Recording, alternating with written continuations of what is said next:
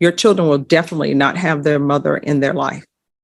You still have a chance. Maybe if you get yourself together, if you get clean and sober, you may still have a chance to be in their life. 2022 CR 3998, State of Texas versus Jacqueline Wells. That party is announced for the record for the state. Daniel Escobar for the state of Texas. Defense. Joseph Statson for Ms. Wells. And are you Ms. Wells? All right. And Mr. Statson, when were you appointed to represent Ms. Wells? I was appointed today. I explained that to my client that she had 10 days for me to prepare for any hearing. And we both agreed to waive that notice of appearance. Waive the 10 days notice. All right. Ms. Wells, do you wish to continue? All right. And you understand that your attorney does have 10 days to prepare? Yes, ma'am.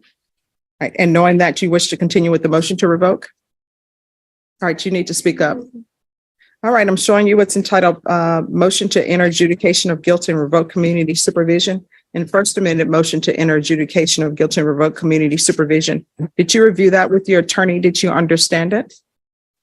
Are you the same Jacqueline N. Wells who was placed on deferred adjudication in 2022 CR 3998 for the offense of possession of a controlled substance, penalty group 1, less than 1 gram, on July 7, 2022 for a period of 2 years? Is that you? Yes. All right, state. Violated condition number 4 in Bexar County, Texas. The defendant, Jacqueline N. Wells, did then and there fail to report to the supervision officer as directed for the months of November and December 2022 in violation of condition number 4. How do you plead to that? True or not true? State waives all the violations. Any objections? None. Did you understand by pleading true to violation of condition number 4, the court could find it true, grant the motion, find you guilty, sentence you up to 2 years in the state jail facility and up to a $10,000 fine? Knowing that, do you still wish to plead true to violation of condition number 2? I'm sorry, number 4? Court will find violation of condition number 4 true. Is there an agreement? Yes, Your Honor. The agreement is for the motion to be granted and for revocation and for 10 months in the state jail facility. All right, is that the agreement? It is, Your Honor, and we would ask that all her back time credit apply. She has 139 days credit. Okay. And then the state's also going to take into consideration NIMAG number 713316.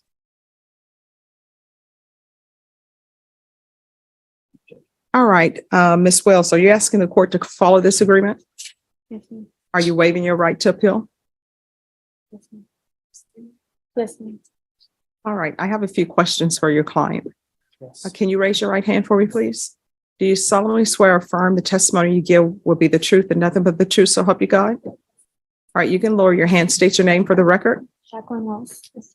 All right, Ms. Wells, where have you been? Have I been? I've been in Bexar County. No, I mean, you haven't been doing your probation. Why not? What's been Okay, going on? I know last time that I came, I was supposed to be going to Sativ. That's what you recommended. And whenever I was waiting for my treatment bed in jail, Bexar County, I wasn't aware that, I just got released without any paperwork. So I don't know. And so you got released and you're, oh, happy day, I'm released and I'm just going to live my life. Honestly, I thought that I had just gotten time served or something. I didn't understand why I just got released, but I thought that I don't know. I just know it wasn't Sativ. So other than that, Okay. So I want you to be honest with me, okay? I'm looking at following this plea bargain agreement, but I want to know some things about you. And then, depending on what you tell me, I will probably give you a choice, okay? But the 10 months will definitely be one of those choices. So do you have any children? Yes. And how old are they? one is 15 and the other one's 9. Right, and where are they? With the dads. Okay. And was Child Protective Services involved? And what drugs have you been using since you were released? Since I was released, meth. Meth? Alcohol. Okay, meth and alcohol. It appears to the court that you have a drug problem and you need to have that drug problem taken care of. Otherwise, you know what's going to end up happening? The last time you use may be the last time you use, and then your children will definitely not have their mother in their life. You still have a chance. maybe if you get yourself together, if you get clean and sober, you may still have a chance to be in their life. But you must be clean and sober. And the fact that you were released accidentally or whatever happened, and you've been using, I appreciate your honesty telling me that you've been using. That tells me that you need help. So if you would like, I can send you to the state jail facility for 10 months. What's going to end up happening is you're going to go to state jail facility for 10 months. You'll do your time. You're counting off on the calendar, and you are going to get back out and you will use again.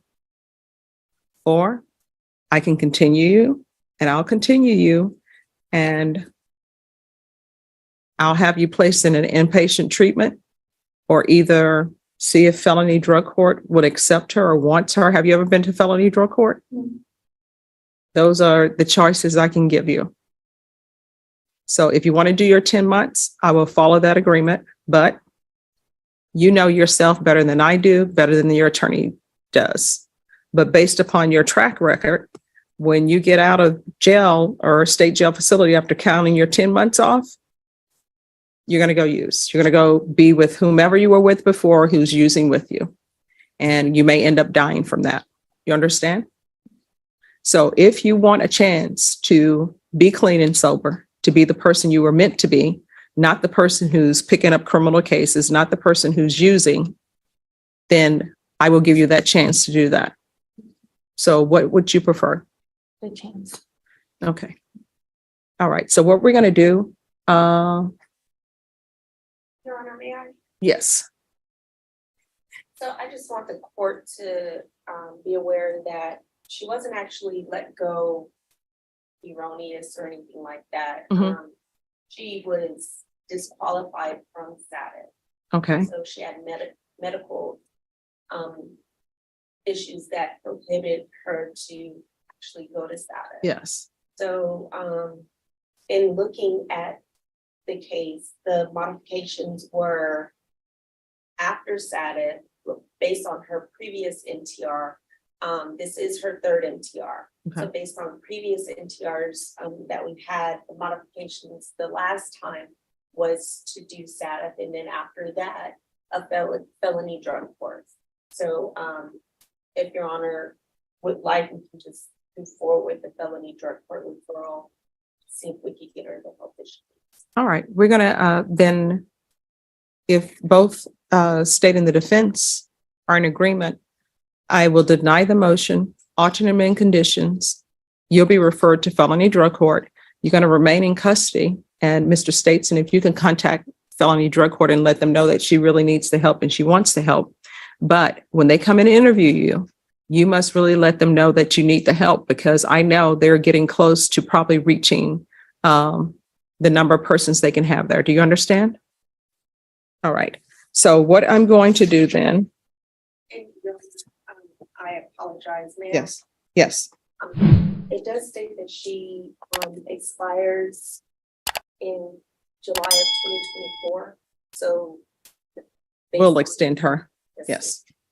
So I'm going to extend you, and I'm going to extend you for 2 years. But the nature of your case, it's not a case where if you complete everything that you can't be terminated early. And normally in felony drug court, if you complete everything and you complete their program, they will allow you to be terminated early. Terminated is not a bad thing on the criminal side. It's not like the Early discharge. yes, it is not. What's the name of the movie with Arnold Schwarzenegger? Terminator. Terminator. It's not the Terminator. So you will not be terminated in that way. It will be a good way. So I'm finding violation of condition number 4 true. I'm going to extend her for 2 years, and we'll do a referral to felony drug court. And that's to take place while you are in custody. And if for any reason you get released, you know you're not supposed to be released. So if you are accidentally released or something is not right with the paperwork and they release you, you know what you need to do? Come straight to this court right away and say, Judge, I've been released and I know I'm not supposed to be released. You understand? All right. So this is your chance. You need to take it. All right. Is there anything else from either side? No, Your Honor. And she does not by felony drug court, would you like clients here? Yes, if she doesn't, if she's not eligible, then bring her back here from the jail and we'll figure out what to do. And we'll keep Mr. Stetson, if you could make sure that you follow through I'll till check. she's accepted. Yes, Your Honor. All right, thank you. Is there anything else? Nothing, Your Honor. All right, thank you. Thank you, Judge. Court is calling 2023 CR 3284, State of Texas versus Franklin Yarborough. Can I have parties announced for the record for the state? Jason Garahan, Your Honor. Defense? Joseph Stateson. Are you Mr. Yarborough? Yes, ma'am. Counsel, have you received all the discovery and did you review that with your client? Yes, Your Honor. Court will find that the state is in compliance with discovery. Mr. Yarborough, I'm showing you what's entitled application for community supervision. Did you review that with your attorney? Did you understand it? Yes, ma'am. Next, I'm showing you what's entitled true bill of indictment. Did you review that document with your attorney? Yes, Did you I understand it? Yes. Counsel, do you waive the reading of the indictment? Yes, Your Honor. State, are you proceeding on the indictment as presented? We are, Your Honor. It is. Okay. All right. Mr. Yarborough, I'm showing you what's entitled court admonishments and defendants waivers and affidavit of admonitions. Did you review that document with your attorney? Did you understand it? Did you sign it in all the appropriate places? Yes, ma'am. Did you understand you're charged with felon in possession of a weapon? That's a third-degree felony. The range of punishment is anywhere from 2 to 10 years in prison and up to a $10,000 fine. Did you understand? Yes. If you have a plea bargain agreement with the state, the court does not have to follow your plea. If for any reason the court doesn't follow your plea and gives you more than you bargained for, the fact that you entered a plea will not be used against you and you will be allowed to withdraw your plea. Did you understand? Yes, ma'am. Did you understand you have a right to jury trial, a right for you or your attorney to cross-examine and confront any witnesses the state would call in the right to remain silent? Yes. Did you understand by entering this plea bargain agreement, you were giving up those rights? Yes.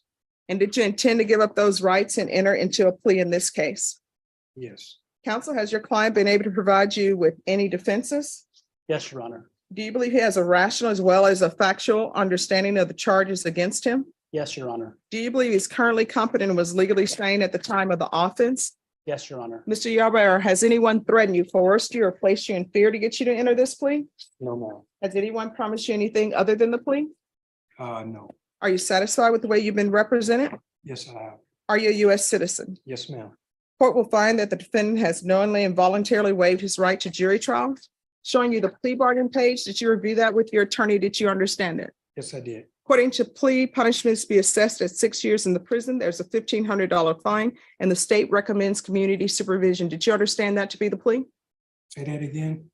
6 years in the prison, $1,500 fine, and the state recommends community supervision. Did you understand that to be the plea? That's correct, ma'am. All right, state, It is, Your Honor. defense. Yes, Your Honor. Showing you the paragraph entitled waiver of appeal. Did you review that with your attorney? Did you understand it? Did you sign it in both places? Yes, I did. Did you understand by signing that you're waiving your right to appeal? The only items that can be appealed are written pretrial motions that have been filed, heard, and ruled upon by the court. Did you understand? Yes. Counsel, are there any such motions? No, Your Honor. Next, I'm showing you outside the agreement, the state is requesting that your community supervision be for a term of 6 years. There be a TAP evaluation and 150 hours community service restitution. Did you understand those were recommendations from the state and the court does not have to follow those recommendations? Yes, I understand. Then to the offenses charged, how do you plead? Guilty, not guilty, or no contest? No contest. Stating the evidence? Yes, Your Honor. State exhibit number 1 with all its attachments. Defense has no objection. All right, you may be excused. Showing you what's entitled waiver and consent to stipulation of testimony and stipulations. Did you review that document with your attorney? Did you understand it? Did you sign it in all the appropriate places? Yes, I did. Again, did you understand you have a right to jury trial, a right for you or your attorney to cross-examine and confront any witnesses the state would call in the right to remain silent? Yes. Did you understand that today the state will be presenting evidence in the form of witnesses' statements and police reports, but most importantly, there'll be no live testimony? Did you understand? Yes. Court will find that defendant has knowingly and voluntarily waived and consented to stipulation of testimony and stipulations. Court will accept into evidence states exhibits 1 and attachments and review the same.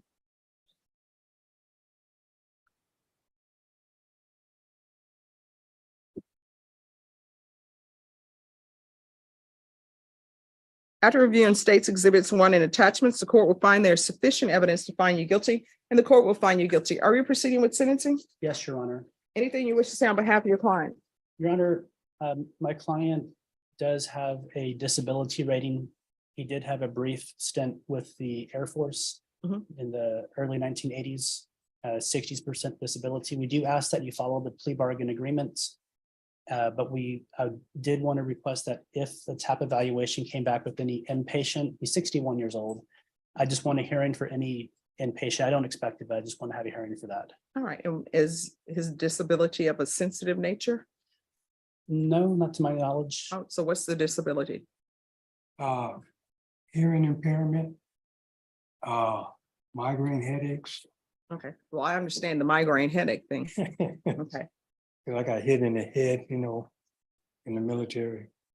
how did you get hit in the head in the military? Piece of cowling up in a jet engine fell and hit me. Ah, well, I hope they gave you an honorable discharge.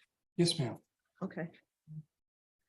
All right, and I see this is involving dominoes. See, this is why we can't get dominoes as an Olympic sport because of this.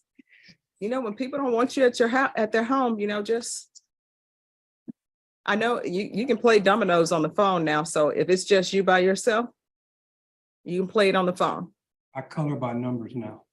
Okay, well, that's a good thing. All right, so while you're on probation, you're not allowed to drink alcohol. Yes, ma'am. All right, so when's the last time you drank alcohol? Couple of days ago. All right, so you got to cut that out. So you're not allowed to do that at all, okay? Yes, ma'am. All right, I'm going to sentence you to 6 years in the prison, suspended and probated for 5 years. There's a $1,500 fine that will be probated. 150 hours of community service restitution. If you provide proof of your medical disability with the migraines, then that can be waived. Because I know with migraines, sometimes you can't do anything at all.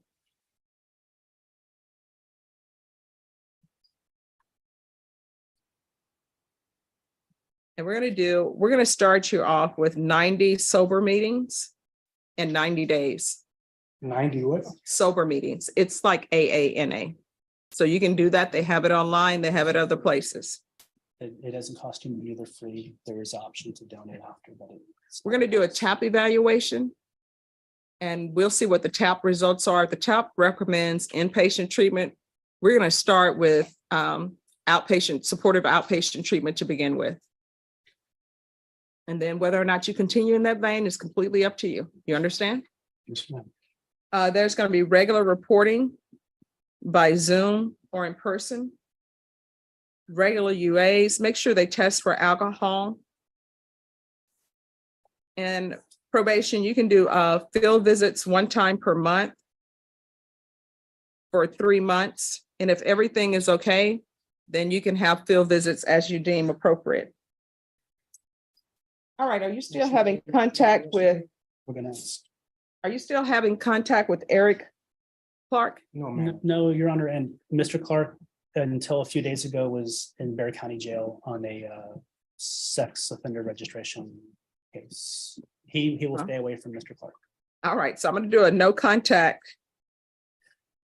They do live within 4 houses away, just so everyone's aware. He does have to drive past Mr. Clark's house to get to his house. All right, so it's fine for you to be at that location. You just can't go to his house and play dominoes or anything like that. So I'll just say no in-person contact with Mr. Eric Clark, Eric Clark. Yes. So it would just be no in-person contact with Eric Clark. And you won't be able to play dominoes with him over the computer because with his violation, they probably not going to let him do that. Do you understand? Yes, ma'am. Probation, is there, I'm going to need proof of honorable discharge from the military within 30 days. You should have that document in your house somewhere. Yes, I have a DD 214. All right, if he has that, then what we'll do is we will, he won't have to do employment. He's already given to his country and his country let a piece of metal fall on his head. So probation, is there anything else he needs? Anything else you need from me? if you think The you need it. GPS. He's asking for the GPS to be removed, but I think he misunderstood your question. All right. State, do you have an issue with GPS being removed? Oh, All right, we'll do remove GPS. All right, anything else you need from the court? That's it, ma'am. All right, I'm showing you what's entitled Trial Court Certification of Defendant's Rights to Appeal. Did you review that with your attorney? Did you understand it? And did you sign it? Yes, I did. Because this is a plea bargaining agreement, because I followed your plea bargaining agreement, and because you waive your right to appeal, you do not have the court's permission to appeal. Do you understand? Yes, Because this is a felony conviction, hear me clearly. You're not allowed to own or possess any weapons or ammunition. If you have a question over what a weapon or ammunition is, you'll need to speak to an attorney. Do you understand? All right, thank you. Good luck to you. Thank you for your service. thank you, ma'am. What you just witnessed is one of the most powerful examples of judicial discretion and judicial humanity that you'll ever see inside a courtroom. Legally speaking, Jacqueline Wells had already lost. She admitted to violating her probation. She pleaded true. She agreed to a plea bargain that would have sent her to state jail for 10 months. And under normal circumstances, Judge Stephanie Boyd had every legal right and every expectation to accept that agreement and close the case right there. From a purely procedural standpoint, the system had done its job. But here's what makes this moment so extraordinary. Judge Boyd looked beyond the violation and focused on the cause. Because probation violations don't happen in isolation. They're often symptoms of deeper issues.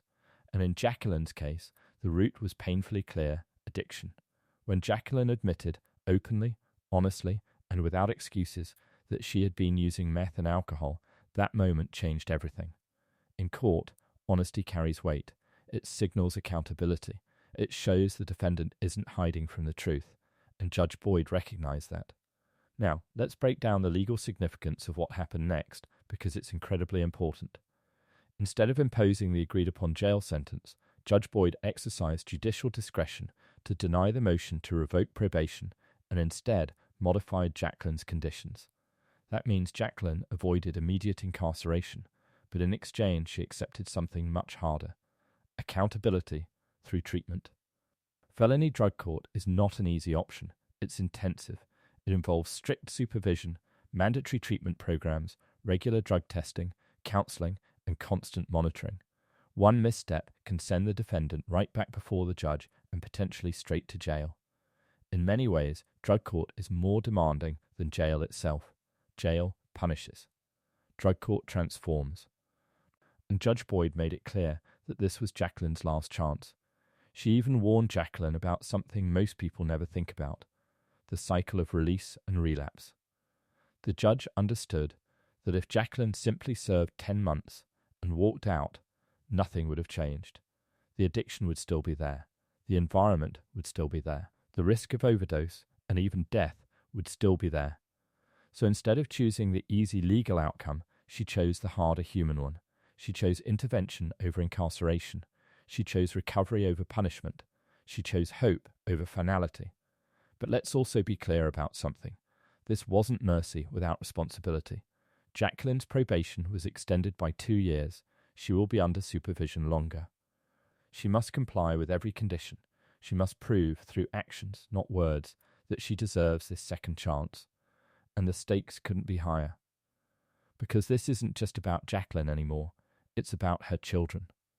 The judge made that painfully clear when she reminded Jacqueline that her choices could determine whether her children would have their mother in their lives or lose her forever. That's the real weight of this moment. This case also highlights something important about the justice system that many people misunderstand. Judges aren't just enforcers of punishment. They're decision makers tasked with balancing accountability, public safety, and rehabilitation. And in this case, Judge Boyd made a decision that could change the trajectory of an entire family. Now here's the question for you. Do you think Judge Boyd made the right call by giving Jacqueline another chance? Or should she have followed the plea agreement and sent her to jail? Was this justice, or was it a risk? Let me know your thoughts in the comments below. Your perspective matters, and these discussions are exactly why cases like this are so important to examine, because moments like this remind us that justice isn't always black and white. Sometimes it's about recognizing when punishment alone isn't enough. Sometimes It's about giving someone the opportunity to become who they still have the chance to be. And now, Jacqueline Wells faces the hardest part of her journey, proving that Judge Boyd's faith in her wasn't misplaced. Her future is no longer decided by the court. It's decided by her choices. If you found this case as shocking as we did, make sure to hit that like button, share your thoughts in the comments, and don't forget to subscribe for more jaw-dropping courtroom breakdowns.